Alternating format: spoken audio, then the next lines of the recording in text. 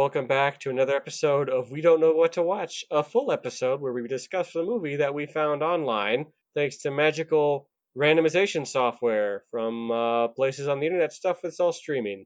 Anyway, with me as always is the Cyclops to my amazing Colossal Man. I'm Noah Saturn, and he with me is, of course, the wonderful, the amazing Kyle Wolford. I just took a 500-year nap and I'm ready to kill things. Either that, or I was going to call you the 50-foot woman, so I don't know which would you prefer. You know what? Whatever floats your boat. Okay. What did we watch this week? We watched a movie called Giant from the Unknown, and I kept thinking it was called Monster from the Unknown. It's like, what's it? What is it called? I was like, oh yeah, Giant from the Unknown. From 1958. Yep. First released on DVD on October 24th of 2000. So it took a while. So let's, you know what? Should we go into a little, let's go into the movie itself first, and then we'll go Yeah. into a little The history of the movie movie. itself. All So a right. little So, short synopsis of this. people in was it Northern California, like Pacific Northwest? Yeah, Uh, I think so. Like Mountain Town. they're doing some like archaeology stuff, and then they accidentally wake up Conquistador, who is in suspended animation. Basically. So yeah, it's this movie is about an hour and 17 minutes long, and I don't think we see the monster until like 45 minutes in. Yeah, I mean that's fine. I mean we don't see Frankenstein till like 20 minutes in, so. Yeah, and that's the thing is I didn't mind this. This is a schlocky B movie from the 50s, directed by Richard E. Cunha, and he only directed 6 movies, and most of them were B movie schlock. And the poster itself says like the ultimate schlock movie or something like that, you know. So it's really promoted as B movie schlock. Hmm. Um, but it was kind of fun for the kind of movie it was. We Yeah, in have the opening credits, we find out the special makeup was done by Jack Pierce, who did do pretty much all the Universal monsters in the 30s. yeah, that's he worked for 30 years at Universal, and then after World War II, I think it was, the studio heads got rotated through Universal so much that like in the shuffle he ended up being let go from Universal, and the last 20 years of his career he worked on low budget independent films and television, and what he finished his career on was as the head of the makeup department for Mr. Ed. And I think he just, That's a heck of a career. yeah, except I think he kind of went into obscurity the last 20 years, but like, you know, after having done some amazing work on the Universal monsters, like I don't think he actually worked on the makeup of Dracula, but I think he was partly responsible for the look of Dracula. He's the one who came up with the lightning hair of the Bride of Frankenstein, I believe, and he did the makeup for the Wolf Man and And the Mummy, too. the Mummy. Yes, and so I don't think was it Lon Chaney Jr. liked him because he hated the makeup for the Wolf Man, but it's really spectacular makeup. So And yeah, we already mentioned Frankenstein with Boris Karloff, and talk about just iconic looks that we still think of today. yeah, exactly. So it's kind of sad, like if you after finding this that like he did these amazing movies for Universal that are like still beloved, and the last 20 years of his life he was just on this B movie stuff that, I mean, he was still working, so that's great, but you know, he kind of went out of prominence, and it's like after doing some makeup that is stood the test of time, and you know, the Wolfman is like the standard now for the look of the Wolfman because of what he did. It definitely is absolutely iconic, and it's kind of nice that his legacy is definitely has a lasting legacy. Yeah. So, but he might be the biggest name from this movie. The makeup guy, yeah, that's a good sign. We have a lot of okay, so kind of this movie opens up with a murder, the murder of Old Man Banks, Harold Old man Banks, Banks. and actually the Harold Banks. It was a reference to the special effects, the head of the special effects department for this movie. His name is Harold Banks. That's kind of fun. So, but that was just a little in reference there. Old man Banks dies, and the sheriff comes into town, and and there's the stereotypical Indian or the Indian in town. Oh boy. No, nobody listened to Indian Joe. They call him Crazy Joe. Yeah, it's Uh, probably played by a white guy.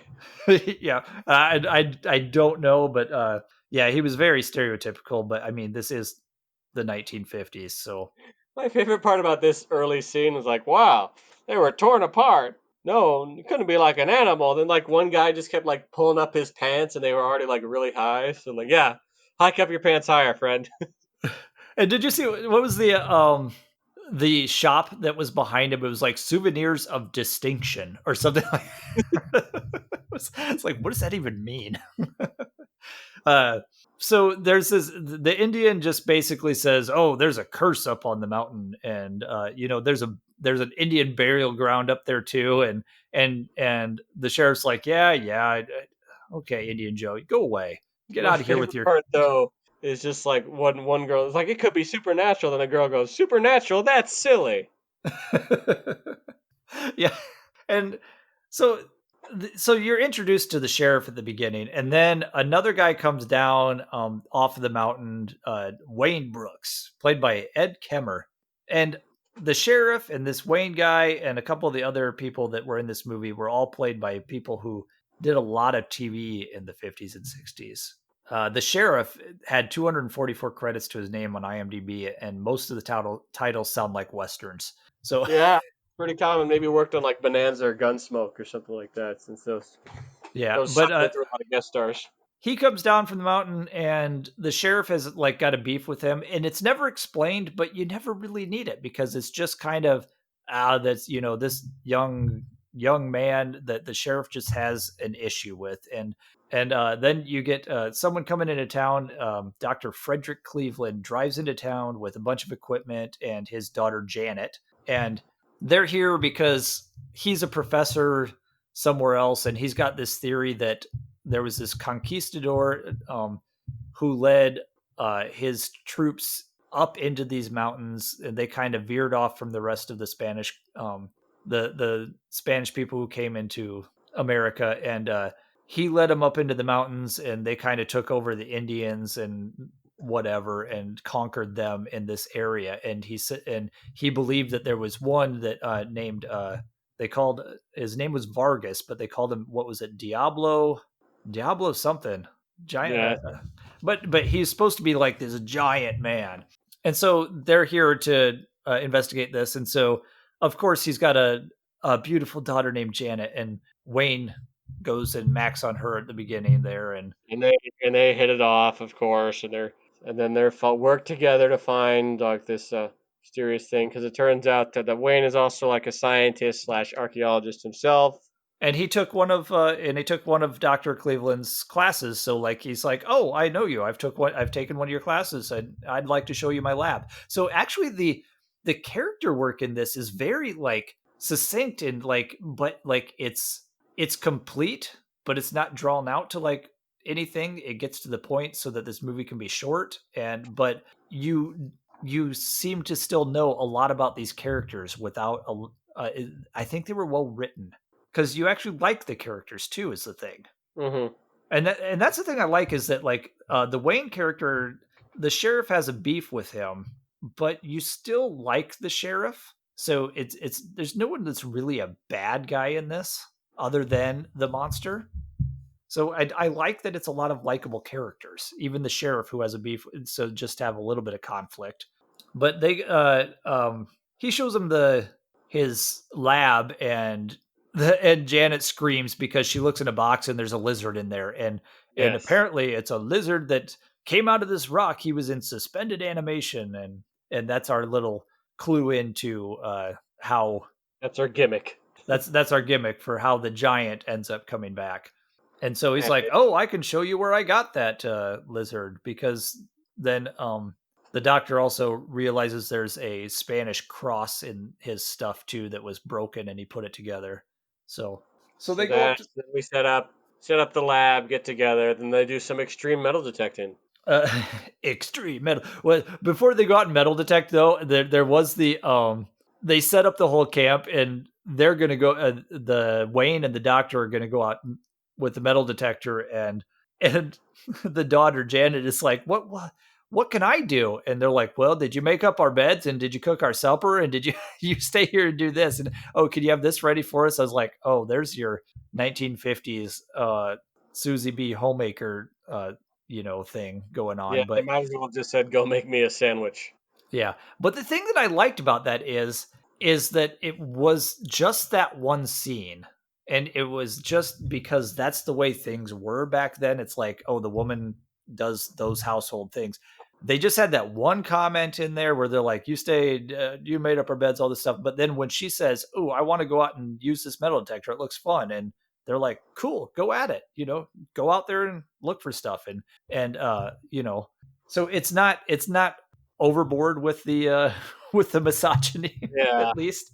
And she ends up being the one who finds the area that has the armor plating and all that stuff, and this medallion for the that Vargas had.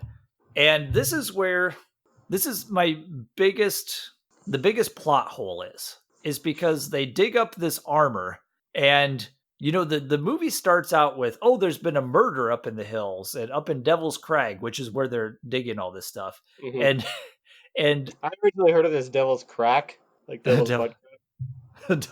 Devil's Because I Crag. was, I Uh, mean, well, there is the Devil's Anus in Thor Ragnarok, so it starts with a murder and a bunch of animals are being mutilated. Well, when they're looking for this stuff, another electrical storm happens, and when that happens, Vargas wakes up, and this is like him being reanimated. And I'm going, we never know who murdered Old Man Banks and all the animals then, because maybe if it he's was the just lizard. it might have been the lizard. It was He is it's the Geico Gecko. he escaped from the box and tried selling him insurance. He's like, get out of here, insurance salesman. And he actually killed himself because he didn't want to listen to an insurance salesman. I Uh, believe it. but but yeah, that's the one major thing is like, if Vargas woke up when they went into the hills, who murdered Old Man Banks? And is that a separate movie? I guess the guy's still out there. Because they got distracted by another killer that woke up, because now this Yeah, one this one goes, oh, we have a young kid and his kid sister too. What they're supposed to be the young kids, but they look like they're in their 20s, and they treat them like, as is common. It's like watching a high school movie from the 50s and they're in their 30s. yeah, I think they're supposed to be like teenagers, but yeah, they look like they're in their late 20s. But kid named Charlie Brown. Oh, yeah, I forgot Charlie Brown was in this movie. Wah, wah, wah, wah, wah, wah, wah, wah, wah, wah. And his sister, Anne. Sally. No, it's Sally. Oh yeah, yeah, yeah. She changed her name to Sally. Uh, well, he's kind of friends with Wayne. Those two are kind of friends with Wayne, and it turns out that Wayne really is a nice guy, and the sheriff doesn't has a beef for like no reason. I Hmm you know and when this thing wakes up, it goes and it grabs the medallion and its armor and stuff and goes and kills Anne. So then the medallions drop there. Well, Charlie Brown had seen the medallion in the camp, and Wayne had said not to tell anybody about it, because and this made sense, because then everybody would be swarming up here and trying to get a look at all this stuff. And well, then when the medallion is found, the sheriff has reason to believe now that Wayne killed her, and he was already thinking that Wayne killed Old Man Banks. So, and then Yeah, it's just keeps going, I guess. The conspiracy deepens. all this misunderstanding until finally the sheriff sees the Diablo guy, and I wish I would have written it down, because they kept using it through the throughout the movie, and now I carry it was Diablo something. Uh, Yeah, this is one of my biggest beefs with this film is the fact that he's not really a giant. He's like 7'5" at most. He's just like a big guy. He's just an NBA player. That's it. It should have been NBA player from the unknown. But to that effect, though, as far as the title of the movie, maybe it's misleading. But once you watch the movie, it makes sense plot wise, because it's this guy's chasing after this quote unquote giant conquistador. Well, he is giant to a lot of people. Like, and so like he probably did use his powerful stature to like intimidate people, and that's how he led. You I know, mean, so maybe he was Andre the Giant. I don't know. but yeah, so then he starts running around and they bring up the whole posse with all their guns and start shooting at him, and then of course, because for some reason he acts like a big dumb animal and just kind of it just kills everyone in his path, but always the beautiful woman, you got to kidnap them. Yeah, and then you go to the top of the Empire State Building. I mean, it's required by law. Oh, we didn't talk about the cinematography in this. Did you notice the scene where Wayne takes Janet to this lake? Is like, oh, I got to show you something, and he goes out and he's like, don't you just love this view up here? And you can tell it's just like a backdrop thing Nice. because it's Fascinating. like a picture because the waves on the lake are just like still, like it's like just freeze framed. It's like, oh, they're definitely like in a building somewhere with a just a video backdrop or something dropped in. But it's okay. It's a cheap independent B movie. So, but basically, at the end, it's like any other monster movie where the thing's trying to terrorize everybody, and then everybody's trying to shoot at it, it gets away, and then the one guy goes off to be the Charlie Brown goes off to try and be the hero, and he gets hurt because he's just a He kid. tried to kick the football. Yes, he and Vargas just Diablo Vargas just pulled it out from under him, and and then It's Snoopy and all this anyway. He needs a beagle. and then your hero goes off to rescue him, and then also save the girl, and then he defeats the monster by knocking him into some giant waterfall that goes into a volcano or something. I mean, maybe it's supposed to be like Crater Lake or something, which is extremely deep. I don't know. Yeah, because they're like, oh, you'll never find that body for scientific purposes because no one knows where the bottom of that thing is. But yeah, like I said, one thing about Vargas is how he's really huge. His name is Buddy Bear, and Hmm. he is the brother of world heavyweight champion Max Bear. Huh. And Max Bear is, if you don't know that name, he is the opponent of Russell Crowe in Cinderella Man, which was based on a true story. Okay. But I was reading into that, and apparently they made Max Bear out to be quite the bad guy in that movie, and he really actually wasn't. And He they was just didn't. a boxer. He was just a guy. Yeah, well, because I was reading this because it's been a while since I have seen Cinderella Man, but they were saying that Max Bear killed two people in the ring in the movie. This is in the movie, and Hmm. he seemed gleeful about it in the movie, and was like, "Oh, going to Russell Crowe's character, and like, yeah, that's what's going to happen to you if you come in the ring." Well, apparently in real life, he did one guy did die in the ring with him, and he actually paid for part of the funeral, and it actually broke him up for the rest of his life. Like, he was devastated about it his whole life that he killed someone. And Oh, the second guy who actually died, it was actually just another injury, a fluke injury, and he actually died several days later in the hospital. okay. So, and it was basically just, your boxers. Some people end up dying. That's what happens. You're punching each other in the face. So, like, they portray him as this really bad guy, and apparently he really wasn't. He was apparently like really nice. But another interesting thing is Max Bear is the father of I don't know if it was just Max Bear Jr. or if it was a different name, but the guy who he's the father of the guy who went on to play Jethro Bodine in the Beverly Hillbillies. Huh. So that means Diablo Vargas is the uncle of Jethro Bodine. There's a lot going on there today. But yeah, like I said, this movie, I liked the characters. Uh, you know what? We'll get into that when we get into whether we recommended this or not. I did do a little more digging into this movie, and it's got an interesting connection to our last We Don't Know What to Watch last year at Marienbad. And I already forgot about that one. uh, so you've got like a B movie schlock, and a boring French New Wave film. Well, Giant from the Unknown was distributed by Astra Pictures, and this was apparently a company that I think it was started in like the 30s or 40s, and they specialized in re-releasing films and independently the re-releases of films and releasing independently produced films. So they were more like a distribution company. Okay.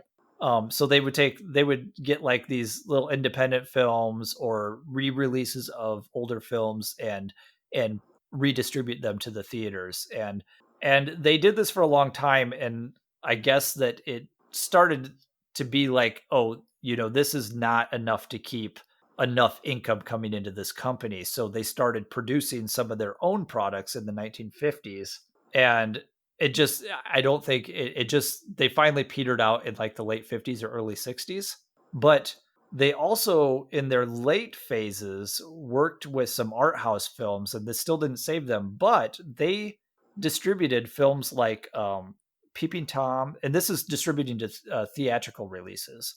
They distributed Peeping Tom, Truffaut's Shoot the Piano Player, and also Last Year at Marienbad. Huh. So they were the ones who had the English dubbed U.S. theatrical release of Last Year at Marienbad, which was It's our all previous connected. episode. So I found that kind of interesting that there was that weird connection. But yeah, even getting into the art film and then producing their own stuff, it was too little, too late apparently, and they went under. So, That's a bummer. but they did give us Giant from the Unknown, and Yay. this is now let's get into would you recommend this movie? Tell you what, if there's one thing I can choose to improve this film, I would put a guy and two robots in front of me. I think there actually is a riff tracks of this movie. This definitely feels like a Mystery Science Theater or Riff Tracks film. It's got all the goofy elements for it. At this point, I don't think I would recommend it by itself. So I'm gonna say no for me, unless you can find like a ripped version. I don't know if it exists. Okay, this is one that I would say, yeah, and I think there is a riff tracks version of this, which I would recommend since it is out there. However, this is also one of those. I think it's a good late Saturday, like midnight kind of. You're up late and you just want something, and you want a schlocky B movie. There's a lot of really bad schlock out there, and I think that this is one of the better ones. Like as far as because I was never bored and I liked the characters. They were all likable. They all had personality. They were all fully developed, and it was only an hour 17-minute movie. And I found that quite impressive that in a an independent B movie like this that it was actually you actually liked the characters and it wasn't just a boring snooze fest. It could have been better. The obviously there's a lot of the stuff that could have been better. I mean, even the monster, which yeah, sure, it was done makeup by Jack Pierce, but still could have been a better performance and everything. But if you're looking for I this isn't one you recommend to just, oh, you should watch this movie. You sit down and watch it at any time. No, this is one of those, it's late, you don't want to start anything real serious, and you just want, or even if you're with a bunch of friends, like that like to kind of watch these kind of movies and kind of laugh at them, but also have something to enjoy about it. This would be one of those movies. It's a late night. I've got nothing else to watch, and I don't want anything. I don't want to get too invested in anything kind of movie. Yeah, I think so. And I did check. There is a Riff Tracks version of this film, so good to So yeah, know. it's I might have to check that out just for the. and the fact that, like I said, the fact that that exists, I would definitely, I bet that's great because this is a perfect movie for riff tracks. Yeah, But there's a it's lot of not stuff to go on. as far as watching it by itself without riff tracks though. There's a lot of riff tracks in MST3K that the movies themselves are unbearable without MST3K. This Like is not. most. Yeah, this one is not an Hmm. unbearable movie. So, but anyway, yeah, it was an interesting watch and just kind of a fun B movie. One of those that would have been fun to go to the drive-in when they used to, you know, show these kind of B movies at the drive-in. Yeah. I would love one of the local. This is something I wish one of the local drive-ins would do, because we take the girls to a drive-in every year. I wish that they would do old B movies like this, or even have this be the second feature. Like put a big blockbuster up for the first feature and stick around for a 1950s schlocky movie. That'd be kind of fun. Yeah, that definitely would fit. And we've talked about how a local independent theater has something called Late Shift at the Grindhouse, where they could definitely play something like this. Yeah. And actually the drive-in that I go to, it actually has they're working on putting up their fourth screen. So it'd be great if like one of the screens was just old movies. Yeah, or at least just like if they did it like old movies like once a month or something. Yeah, yeah. So, but yeah, yeah, this would definitely work at the late shift of the grindhouse too. But anyway, what would you recommend for a double feature with this? Double feature, I wouldn't necessarily recommend this one. So, but if you had to do a double feature with it, I'd say this and the movie Them, which is the one about the giant killer ants from radiation. And that one's actually a legitimately good movie. Yes. Yeah. Okay. I'm going to go a different route, and I'm going to say just because of who did the makeup in this, I'm going to say, if you watch this, watch it and then watch The Wolfman, which is some of his better makeup work, and just so you get an appreciation for him, and where he came from, and then where he ended up, but like definitely where he came from. So pair it with one of his more well-known makeup jobs with The Wolfman. All right, that's a great one. And now comes our favorite part of the show where we figure out what the heck are we going to watch next. All right. Should we just go all genres again? Sure. Maybe we'll get a Bollywood film. 70% or better, and we're gonna spin it.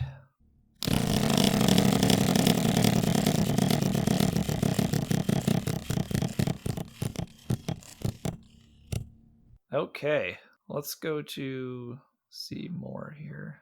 Well, why aren't you letting me go to the movie? There we go. Come on, bro. Hit me with it. Hit me with it, I'm, bro. I'm gonna cut all that out because I was having technical issues. You're a technical issue.